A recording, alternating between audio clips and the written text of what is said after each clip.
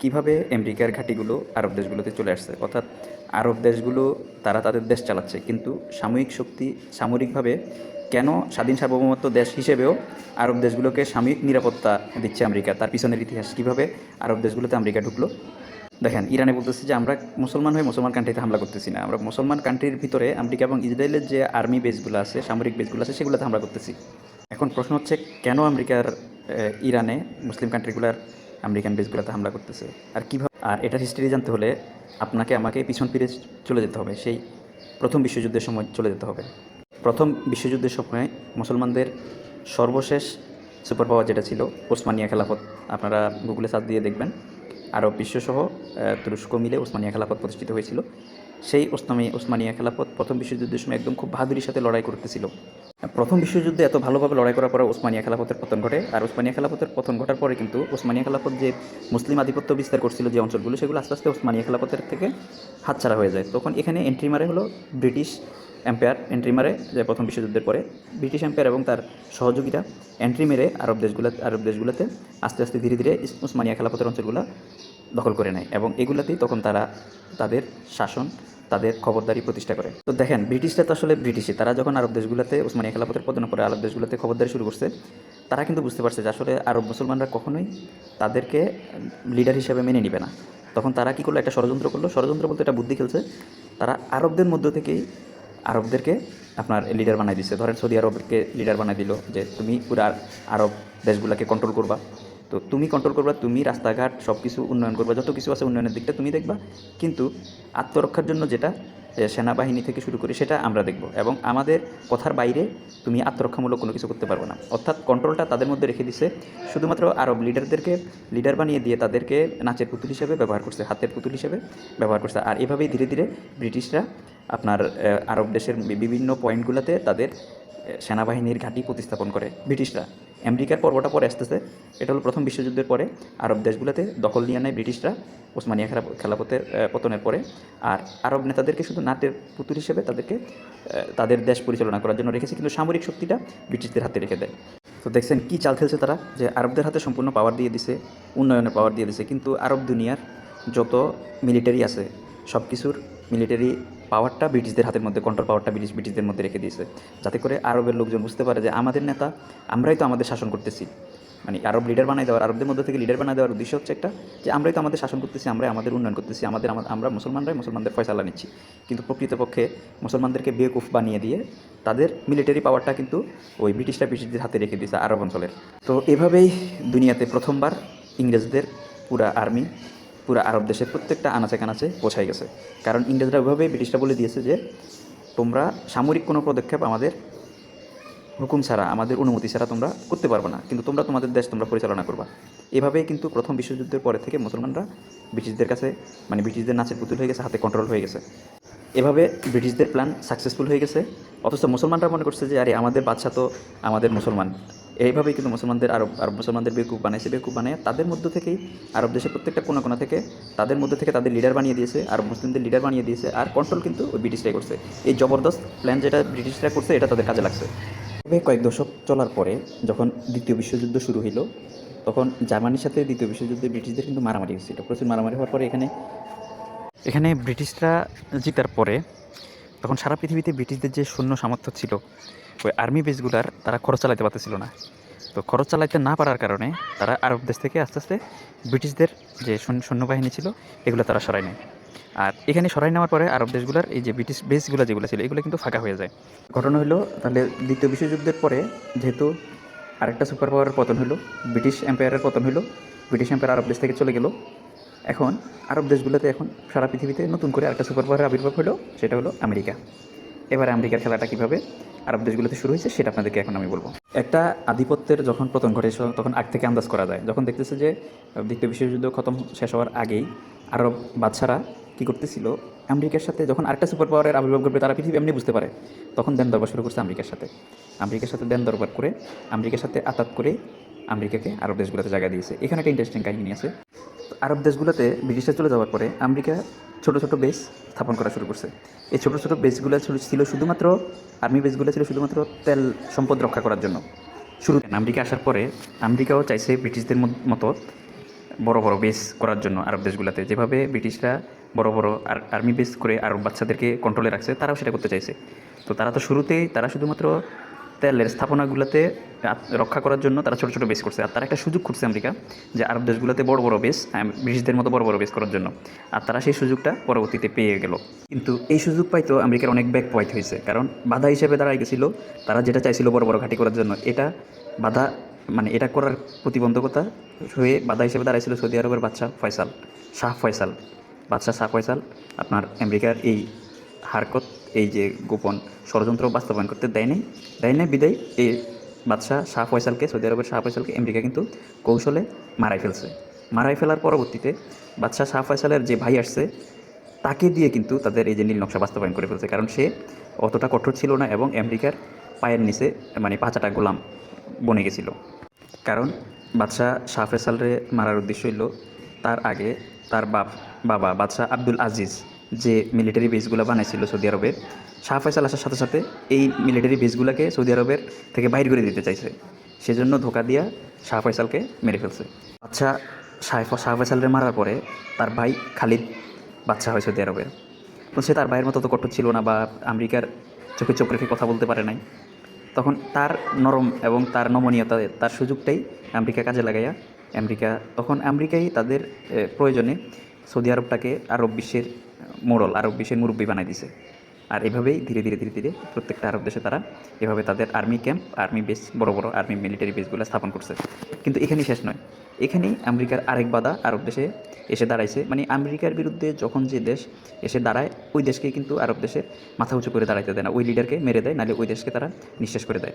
তো আমেরিকা কিন্তু কোনো না কোনো বাহানা ছাড়া তারা করতে পারে না, মানে ওরা ইলিগাল কাজ করবে কিন্তু লিগেল তরিকাতে। এখন আরব দেশগুলোতে যে তারা প্রত্যেকটা দেশে তারা তাদের মিলিটারি বেস স্থাপন করছে, তারা কোন বাহানায় স্থাপন করছে সেটা এখন আপনাদের ক্লিয়ার করবো। তারা কিন্তু ডিরেক্টলি বানাই ফেলতে পারতো, তারা ডিরেক্টলি বানায় নাই, তারা একটা বাহানা করছে। এখন বাহানাটা হচ্ছে কি, এখানেই আবার আবির্ভাব করতেছে সাদ্দাম হোসেন যখন ইরাকের বাদশা হয়েছে, তখন কিন্তু সে আরবদের এবং আমেরিকার খুব বন্ধু ছিল, আরব নেতাদেরও বন্ধু ছিল, পাশাপাশি আমেরিকারও বন্ধু ছিল। কিন্তু ভাই ওই যে সাথে আঘাত লাগলে তখন বন্ধু শত্রুতে রূপান্তরিত হইতে পরিণত হইতে 1 সেকেন্ডও লাগে না। আর আমেরিকার সাথে আঘাত লাগলে তো আমেরিকা শত্রু হোক আর বন্ধু হোক নিজের বাপকেও ছাড়ে না। সাদ্দাম হোসেনের ক্ষেত্রে সেটাই হয়েছে, মিত্র থেকে মুহূর্তের মধ্যে আমেরিকার শত্রুতে পরিণত হয়েছে এবং আরব নেতাদের শত্রুতে পরিণত হয়েছে। সেটা কীভাবে, সেটা এখন আপনাদের বলবো।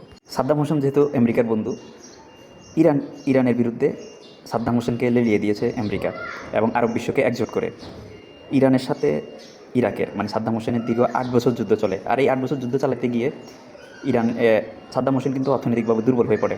যখন দুর্বল হয়ে পড়ে তখন আরব দেশগুলো থেকে সে টাকা ধার নিয়েছিল। যখন 8 বছর পরে যুদ্ধ যখন শেষ হয়ে গেছে, যখন আরব নেতারা ওই যে যুদ্ধ চলাকালীন সময় যে লোন নিয়েছিল, সেই লোনের টাকা সাদ্দাম হোসেনের কাছে চাইছিল, তখন সাদ্দাম হোসেন ডিরেক্টলি লোনের টাকা দিবে না করে দিয়েছে যে তোমাদের পক্ষ থেকে আমি লড়াই করছি, তোমরা টাকা দিয়ে সহযোগিতা করছো, এখন আবার টাকা ফেরত চাচ্ছ, এটা আবার কোন ধরনের, আমি কোনো টাকা পয়সা দিতে পারবো না।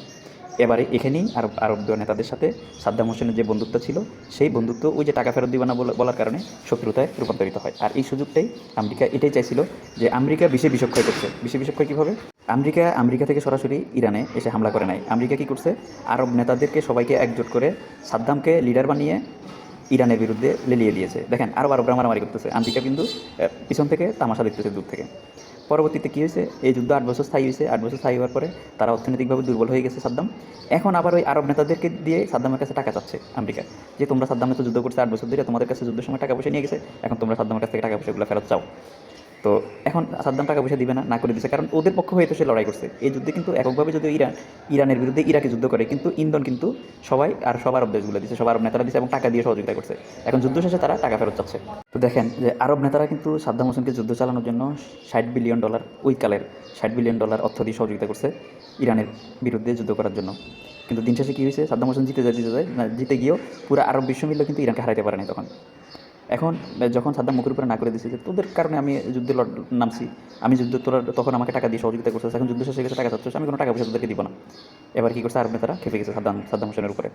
এখন সাদ্দামকে কাপুকাত করার জন্য, সাদ্দামকে অর্থনৈতিকভাবে দুর্বল করার জন্য কুয়েতে কী করছে, তাদের যে তেল উৎপাদন ক্ষমতা এত পরিমাণ বাড়াই দিয়ে মানে বিশ্ববাজারে তেলের দাম কমাই দিছে, যাতে করে ইরাকে সাদ্দাম হোসেনের তেলের দাম যেন কম থাকে এবং সাদ্দাম হোসেন অর্থনৈতিকভাবে আরও দুর্বল হয়ে যায়। এমনিতে তো দুর্বল, আরও দুর্বল হয়ে যায়।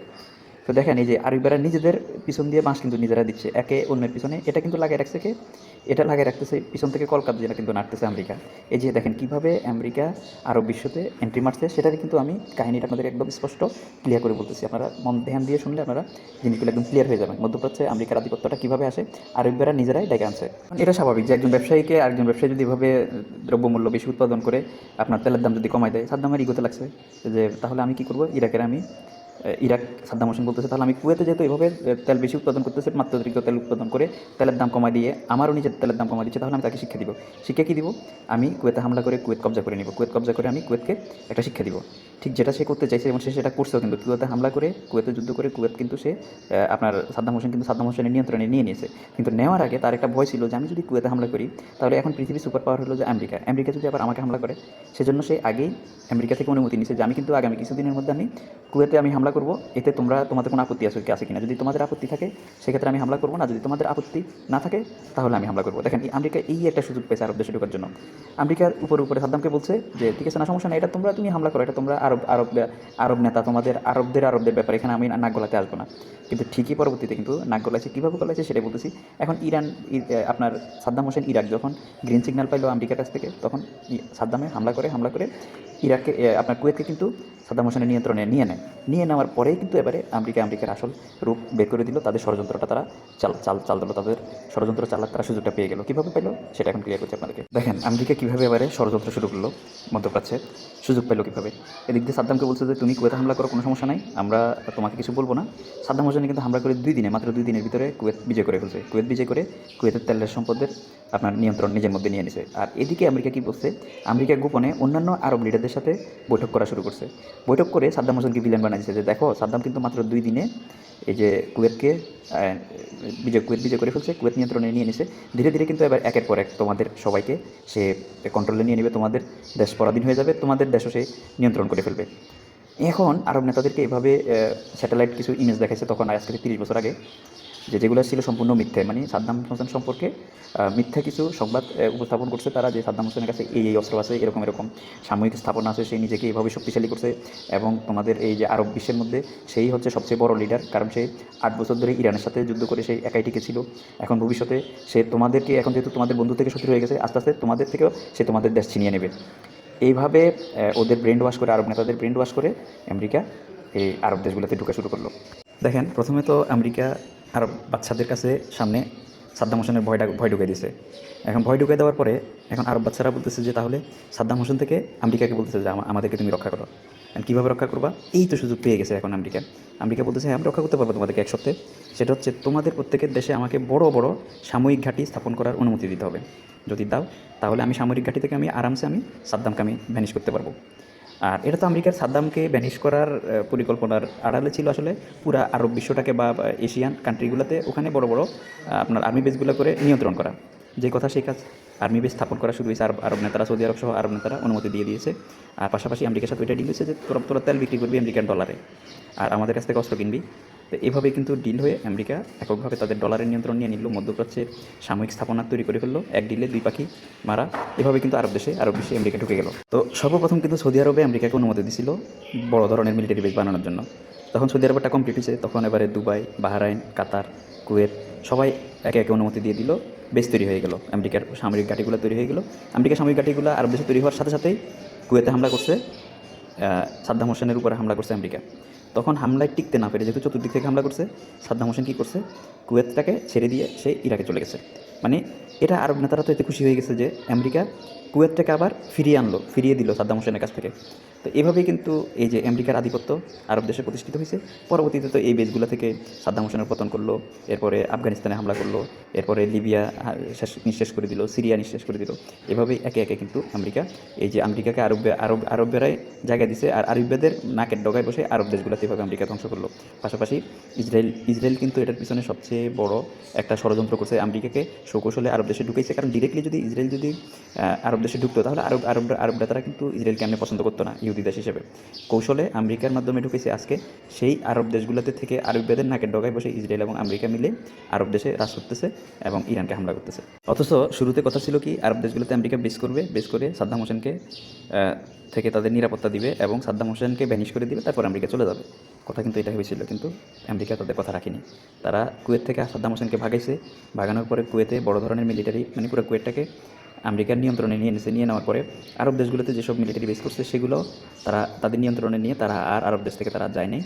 তখন থেকে আজ পর্যন্ত তারা এই আমেরিকান ঘাঁটিগুলো যে এই যে স্থাপন করছে কৌশলে, সাদ্দামরে বলছে যে চোরকে বলছে চুরি কর, গৃহস্থরে বলছে যে আপনি জাগ্রত থাকেন, আপনার বাড়িতে চুরি হবে। এভাবেই তারা দুই পক্ষকেই আপনার সলা পরামর্শ দিয়ে এভাবে আরব দেশে ঢুকছে। অর্থাৎ কুয়েতকে, সাদ্দামকে বলছে তুমি কুয়েত আক্রমণ করো, আর এদিক দিয়ে কুয়েত আক্রমণ করার পরে সাদ্দাম হোসেনকে আবার কুয়েত থেকে বিতাড়িত করছে আরবদেরকে একসাথ করে। আবার এদিক দিয়ে সাপও মূল্য লাঠিও ভাঙলো না, সুন্দর মতো বেশও স্থাপন করে ফেললো আরব দেশে আমেরিকা। এভাবে আমেরিকার এন্ট্রি হয়েছে আরব দেশে। আর মাথা মোটা আরবিরা, আরব নেতারা ওই যে তেল বিক্রি করে টাকা পায়, আর এই টাকা দিয়ে আরামায়েশ করে, আর আমেরিকা থেকে অস্ত্র কিনে আর ডলারের তেল বিক্রি করে। এভাবে তারা চলতেছে। অথচ আরব নেতারা এখনও তাদের মাথায় ঢোকে নাই যে আধুনিক টেকনোলজি আমরা অস্ত্র কয় বছর কিনবো, আমরা নিজেরা অস্ত্র উৎপাদনের মধ্যে ধ্যান দিই, সেটা কিন্তু করতেছে না আরব নেতারা। তারা ওই যে আমেরিকার উপরে ডিপেন্ডেড হয়ে আছে, এইভাবেই থাকবে, এভাবেই চলবে। এই মাথা মোটা আরব নেতাদের শুভবুদ্ধির উদয় হবে না, যেটা ইরানের শুভবুদ্ধি উদয় হয়েছে। ইরান যেটা দেখতে পাচ্ছে যে একে একে সব নেতাদেরকে শেষ করে দিয়েছে, যারা আমেরিকার খিলাফ গেছে আরব দেশে তাদেরকে ব্যানেজ করে দিয়েছে। সেজন্য ইরানের জায়গায় অনর। এখানে আমেরিকা সাদ্দাম হোসেনের শত্রু ছিল, বন্ধু ছিল আমেরিকা এবং সাদ্দাম হোসেন। কিন্তু সাদ্দাম হোসেনের শত্রু হওয়ার পিছনে মূল কারণ হচ্ছে সাদ্দাম হোসেন যখন তেল ইউরোতে বিক্রি করতে চাইছে, ডলারে বিক্রি না করে ইউরোতে বিক্রি করতে চাইছে, তখন থেকেই আমেরিকার পথের কাটা হয়ে গেছে সাদ্দাম। আর এই জন্যই ধরেন ইরানে আরব দেশগুলোতে হামলা করতেছে। আরব দেশগুলোতে হামলা করে না, আরব দেশগুলোতে অবস্থিত আমেরিকান ঘাঁটিগুলোতে হামলা করতেছে। তার কারণ বিগত 35 বছর ধরে যেই আরব দেশের যে দেশই আমেরিকা এবং ইসরায়েলের চোখে চোখ রেখে কথা বলছে, এই আরব দেশের এই ঘাঁটিগুলো থেকেই আপনার আমেরিকা হামলা করে ওই দেশগুলোকে ধ্বংস করে দিয়েছে, ওই দেশগুলোর সাথে যুদ্ধ চালাইছে। বিদায় ইরানের প্রথম এবং পূর্ব শর্ত হচ্ছে যে আমরা আরব দেশে থাকা প্রত্যেকটা আমেরিকান ঘাঁটিকে ধ্বংস করে দিব, আর ধ্বংস না করলেও তারা যেন আরব দেশ ছেড়ে চলে যায়। আরব দেশগুলোতে আমেরিকার কোনো ঠাঁই নেই, এই সত্ত্বে তারা যুদ্ধ বন্ধ করবে, আর না হয় তারা যুদ্ধ চালাচ্ছে, তারা যুদ্ধ অব্যাহত রাখবে। ইরানের কথা হচ্ছে যেটা, ধরেন আজকে থেকে প্রায় 25 বছর আগে যখন 11 ওই যে আমেরিকাতে টুইন টাওয়ারে হামলা হয়েছে, তখন কিন্তু আমেরিকা আফগানিস্তানে লাদেনের বিরুদ্ধে যে অ্যাকশন নিয়েছিল, আমেরিকা থেকে এসে কিন্তু অ্যাকশন নেয় নাই। এই আরব দেশে অবস্থিত আমেরিকান ঘাঁটিগুলো থেকে কিন্তু হামলা করে যুদ্ধ চালাইছে। পরবর্তীতে আফগানিস্তানে সরকার পরিবর্তন করার পরে আফগানিস্তানে কিন্তু একটা বিশাল বড় আমেরিকান আপনার সামরিক ঘাঁটি তৈরি করছে। আর ওই সামরিক ঘাঁটি থেকেই কিন্তু পরবর্তীতে বৃহত্তরভাবে মধ্যপ্রাচ্য সহ এশিয়ান দেশগুলোতে আমেরিকা নিগরানি চালাইছে এবং তারা তাদের অপারেশন চালাইছে। আপনাদের নিশ্চয়ই হয়তো মনে আছে যে সিরিয়া, লিবিয়া, ইরাক, আফগানিস্তান এই দেশগুলো ছিল সাজানো গোছানো দেশ। লিবিয়ার মতো দেশ যে জনগণকে সব কিছু ট্যাক্স, স্বাস্থ্যসেবা থেকে শুরু করে সব কিছু সরকার বহন করতো। সেই দেশগুলোতে এই মিলিটারি বেসগুলো থেকে হামলা করে করে করে করে আমেরিকা থেকে এসে হামলা করে না, এই আরবের নেতারা জায়গা দিয়েছে, বেস করতে দিয়েছে। এই সকল বেসগুলো থেকে হামলা করে করে এই ফুলের মতো সাজানো গোছানো ফুলের বাগানের মতো দেশগুলোকে ধ্বংস করে দিয়েছে। সেজন্য ইরানের ক্ষোভ এবং ইরান খেপা হচ্ছে আরব নেতাদের উপরে খেপা, আর হচ্ছে আরবের সাধারণ জনগণের উপরে খেপা না। আরব দেশগুলোতে অবস্থিত আমেরিকার মিলিটারি ক্যাম্পগুলো, স্থাপনাগুলার ধ্বংস করার জন্য ইরান খেপা। যেমন আরবের এই বেসগুলো থেকে আমেরিকা ইসরায়েলকে কীভাবে প্রোটেক্ট করতেছে দেখেন। যখন আজকে থেকে প্রায় ধরেন কয়েক বছর আগে ইসরায়েল যখন ফিলিস্তিনে হামলা করছিল, তখন ইয়েমেন কিন্তু আবার ফিলিস্তিনকে পছন্দ করে। ইয়েমেন বলছে যে আমাদের সমুদ্র সীমানার উপর দিয়ে ইসরায়েলের যদি কোনো আপনার জাহাজ যায়, যেমন তেলের জাহাজ বা দ্রব্য সামগ্রীর জাহাজ, আমরা এটাকে উড়াই দিব। তো এই হুমকি দেওয়ার কারণে ইসরায়েলের কিন্তু অর্থনৈতিকভাবে দুর্বল হয়ে গেছিলো। অর্থনৈতিকভাবে দুর্বল হয়ে যাওয়ার কারণে এখন আমেরিকা কী করছে, সাহায্য করছে। কীভাবে সাহায্য করছে? যে আপনার ইয়েমেনে তারা কী করছে, আপনার এই আরব দেশের এই বেসগুলো থেকে হামলা করে প্রায় 1000 মিসাইলের উপরে কিন্তু ইয়েমেনে মারছে। ইয়েমেনে মারার পরে ইয়েমেনকে কিন্তু এই যে উদ্যোগ যেটা নিছে যে ইসরায়েলের দিকে কোনো পানির জাহাজ আসা যাওয়া করতে পারবে না, এটাকে কিন্তু থামাই দিছে। তো দেখেন এই যে আরব দেশের বেসগুলো থেকে আমেরিকা মানে একদম অতন্দ্র প্রহরীর মতো ইসরায়েলকেও কিন্তু রক্ষা করে যাচ্ছে। আরব নেতাদের ভুলের কারণে বিগত 40 বছর ধরে এই আমেরিকার ঘাঁটিগুলা আরব দেশে মুসলমানদের এভাবে ঘাড় মটকে ধরে রাখছে আরব দেশগুলা। আর এই বেসগুলোর কারণে মুসলিম কোনো দেশ আপনার এখন আমেরিকার সামনে মাথা উঁচু করে কথা বলতে পারতেছে না আরব দেশের। তারা সবাই নিজেদের ভুলের কারণে নিজেরা আজকে রাজা থেকে তারা আজকে প্রজা হয়ে গেছে। আমেরিকার কাছে তারা আমেরিকার কৃতদাস হয়ে গেছে। দেখেন বিগত 40 বছরে এই ইরান একমাত্র মুসলিম দেশ যে আমেরিকার চোখে চোখ রেখে আমেরিকাকে হামলা করছে। তো হামলা অবশ্যই ইরান আগে করে নাই। আমেরিকা দুবাইয়ের আল দাফরা এয়ারবেস থেকে আগে ইরানের উপর হামলা করছে, পরে পাল্টা জবাবে ইরান হামলা করছে। এখন ইরান তারপরে একে একে কিন্তু এই যে প্রত্যেকটা আমেরিকান মিলিটারি বেস বলেন, তাদের রাডার সিস্টেম বলেন, তাদের সমরাস্ত্র ভাণ্ডার বলেন, সবগুলোতে হামলা করছে। তো তো এটা করা কিন্তু ইরানের রাইট আছে, কারণ আপনারা 7 সমুদ্র 13 সাগর 13 নদী পাড়ি দিয়ে আপনারা আরব দেশে এসে আপনারা খবরদারি করবেন, দাদাগিরি করবেন, এটা আর কত? এখন যাবো না, পাল্টাইছে, যুগ পরিবর্তন হয়েছে। তবে আরব নেতাদের যদিও ঘুম না ভাঙে, দেমাগ না করলে, কিন্তু ইরানের দেমাগ খুলছে, ইরানে কিন্তু বুঝিয়ে দিচ্ছে যে বাঁচতে হইলে একদিন বাঁচবো, সিংহের মতো বাঁচবো। ওই যে চাটুকারিতা করে আমেরিকার পায়ে তেল দিয়ে বাঁচবো না, যেটা আরব নেতারা করতেছে। ভাই, ইরান আমেরিকা ইসরায়েল ত্রিমুখী যুদ্ধে ইরান কী পরিমাণ ক্ষতি করছে এই 3 সপ্তাহেরও বেশি সময় আমেরিকা এবং ইসরায়েলের, বিশেষ করে মধ্যপ্রাচ্যের দেশগুলোতে আমেরিকান ঘাঁটিতে, তার হালকা একটু নমুনা আপনাদেরকে জানাচ্ছি। প্রথমত ধরেন, আমেরিকাই হামলা করছে ইরানের উপরে, যে দুবাইতে আল জাফরান এয়ারবেস থেকে। পরে কিন্তু পাল্টা জবাবে ইরান হামলা করছে। ইরান কিন্তু সর্বপ্রথম কুয়েতে হামলা করছে। কুয়েত এবং বাহরাইনের বেস থেকেও ইরানের উপর হামলা করছে। তাহলে আপনার দুবাই থেকে, কুয়েত থেকে, বাহরাইন থেকে 3 জায়গা থেকে কিন্তু ইরানের উপর হামলা করছে আমেরিকা। পরবর্তীতে পাল্টা জবাবে আমেরিকাও, ইরানও কিন্তু হামলা জবাব দিছে। ইরানে একদম আমেরিকার সবচেয়ে বড় যে ওয়্যার হাউসটা ছিল কুয়েতে, ওটাতে হামলা করছে, যেটার মধ্যে তাদের ট্রাক, মিসাইল এবং ট্যাঙ্ক এগুলা কিন্তু থাকতো। এগুলাতে হামলা করছে, ওইটাতে হামলা করে ওইটা ধ্বংস করে দিচ্ছে সবার আগে। পরে ওইখান থেকে কিছু লোক মানে ভয়ে আতঙ্কে কুয়েতের বিভিন্ন হোটেলে, বিভিন্ন অঞ্চলের সেনাবাহিনী কিছু তো পালাইছে, কিছু ওইখানে আত্মগোপনে গেছে, গা ঢাকা দিচ্ছে। কুয়েতের এই বেসটা থেকে কিন্তু আমেরিকার জাহাজগুলোতে মিসাইল ফিট করতো, মিসাইল এবং যে বোমা, গোলাবারুদ এগুলো কিন্তু ফিট করতো, কারণ এটা সবচেয়ে বড় সমরাস্ত্র ভাণ্ডার ছিল তাদের। কুয়েতের পরে ইরানে হামলা করছে ইরাকে একটা বড় ধরনের ক্ষতি করছে, রিফিউলিং জেট উড়াই দিছে। এটা হচ্ছে যে আকাশে যে যুদ্ধ বিমানগুলোতে আকাশে চালু করা অবস্থায় আপনার তেল লোড করতে পারে, অনেক দামি, ওটা অনেক পাওয়ারফুল। ওই জেটটাকে কিন্তু উড়াই দিছে ইরাকের মধ্যে। এরপরে হামলা করলো কাতারে কিন্তু সবচেয়ে আমেরিকার বড় মিলিটারি বেস ছিল, যেটাতে হামলা করে তাদের চোখ যেটা আর কান যেটাকে রাডার বলা হয়, 1.2 বিলিয়ন মার্কিন ডলার সম্ভবত এটার দাম, ওইটাকে নষ্ট করে দিয়েছে। আর ওইটা নষ্ট করার কারণে কিন্তু আমেরিকান সেনাবাহিনীর একটা চোখ আর একটা কান চলে গেছে, কারণ এই রাডার দিয়ে কিন্তু তারা কয়েকশো মাইল তারা পর্যবেক্ষণ করতে পারতো, যে আকাশসীমা তারা পর্যবেক্ষণ করতো। এরপর ইরানে আপনার সৌদি আরবে হামলা করে 5টা বড় বড় জাহাজ ধ্বংস করে দিয়েছে সৌদি আরবে মিলিটারি বেসে আমেরিকার। ভাই, এক একটা জাহাজের দাম কত জানেন? আপনি কল্পনা করতে পারবেন না। আমরা যদি 500 বছর ধরে খাদ্যশস্য উৎপাদন করে বিক্রি করলে যে দাম আসবে তার থেকে বেশি দাম, তাহলে এক একটা জাহাজের দাম এরকম 5টা যুদ্ধ জাহাজ ধ্বংস করা মানে আমেরিকার অর্থনীতিতে কী পরিমাণ এফেক্ট করা বুঝতে পারতেছেন। তো এই ছাড়াও আরও হামলা করছে। এরপরে সংযুক্ত আরব আমিরাতে হামলা করছে আমেরিকান বেসে। তো যে বেসটাতে হামলা করছে ওইটা থেকেই মূলত ইরানে যে মাসুম বাচ্চাদেরকে মারছে স্কুলে হামলা করে, ওই সংযুক্ত আরব আমিরাতের ওই মিলিটারি বেস থেকে কিন্তু হামলা করছিল ইরানের মধ্যে আমেরিকায়। তো সেটাকেও কিন্তু হামলা করে ধ্বংস করে দিয়েছে ইরানে। তো দেখেন, এগুলো তো হলো স্থলে অবস্থিত সামরিক যানগুলোতে, সামরিক ঘাঁটিগুলোতে হামলা করছে। এছাড়াও জলে অবস্থিত যে ওদের যুদ্ধ জাহাজ যেটা ছিল আপনার আব্রাহাম লিঙ্কন থেকে শুরু করে 2টা, এগুলো সবগুলোতে কিন্তু হামলা করে এগুলোরে বিতাড়িত করে দিয়েছে। এছাড়াও ধরেন ইরানে কীভাবে হামলা করছে, এগুলো খুব বিচক্ষণতার সাথে হামলা করছে। প্রথমে কম দামি ড্রোন, 50-60টা ড্রোন একসাথে পাঠাইলে তখন আমেরিকান ডিফেন্স সিস্টেম ওদের বিজি হয়ে যেত ওদেরকে করার জন্য, প্রতিহত করার জন্য। এর ফাঁকে ধাম করে একটা হাইপারসনিক মিসাইল কিন্তু ইরানে মেরে দিত। তো এই যে ছোটো ছোটো ড্রোনগুলোকে প্রতিহত করার জন্য যখন ব্যস্ত থাকতো, আর এদিক দিয়ে হাইপারসনিক মিসাইল নিয়ে গিয়ে কিন্তু আঘাত করে আমেরিকান ঘাঁটিগুলোতে এভাবে হামলা করছে, এভাবে হামলা স্বীকার করছে। তো দেখেন, এভাবে সাময়িক বেসাময়িক অনেক স্থাপনাগুলোতেই কিন্তু ইরানে হামলা করছে। হামলা করার পরে পরবর্তীতে কী হয়েছে, ইরানে কিন্তু কিছু কিছু জায়গায় হামলা করার কারণে ক্ষমাও চাইছে, যে আসলে এগুলো তো হামলা করা উচিত হয় না। কিন্তু আর কিছু কিছু জায়গায় যেগুলো ইরানের নাম দিয়ে হামলা করছে, ইরান বলছে যে না, এগুলো আমরা হামলা করি নাই। তার মানে কী হয়েছে, এগুলোতে ইরানের দোষ দেওয়ার জন্যই ইসরায়েল এবং আমেরিকা মিলে এই বেসামরিক স্থাপনাগুলোতে হামলা করছে। দেখেন, এভাবে কিন্তু আসলে এই আরব দেশগুলোতে মোসাদ এবং সিআইএর এজেন্ট ধরা পড়তেছে, যারা বিভিন্ন সময় চোরাগুপ্ত হামলা করে ইরানের দোষ দিয়ে ইরানের বিরুদ্ধে আরব দেশগুলোকে, আরব দেশ সাধারণ জনগণকে খেপাই দিতে যাচ্ছে। তবে এটা ফেল হয়ে যাচ্ছে, কারণ এটা এখন মানুষ বোঝে। আর এছাড়াও তারা মানে ওই যে শিয়া সুন্নি দাঙ্গা লাগাই দিয়ে শিয়া সুন্নিভাবে মুসলমানদের ডিভাইড করে এই ইরান যুদ্ধটা তারা নিজেদের কন্ট্রোলে নিতে চাচ্ছে। তবে এটা পারবে না, কারণ এখানে আমেরিকা ইরানের সাথে কেন পারবে না, কারণ পারলেও কষ্ট হয়ে যাবে, কারণ ইরানের পিছনে কিন্তু রাশিয়া এবং চায়না সহযোগিতা করতেছে। তো এই ছিল আজকের মতো যে ইনফরমেশনটা আমার দেওয়া দরকার ছিল, ভাবছিলাম আপনাদেরকে দিলাম, যে কীভাবে আরব দেশগুলোতে আমেরিকা ঢুকলো, কীভাবে আরব দেশের আরব লিডাররা আপনার রাজা থেকে প্রজায়, আমেরিকার প্রজায় বনে গেল।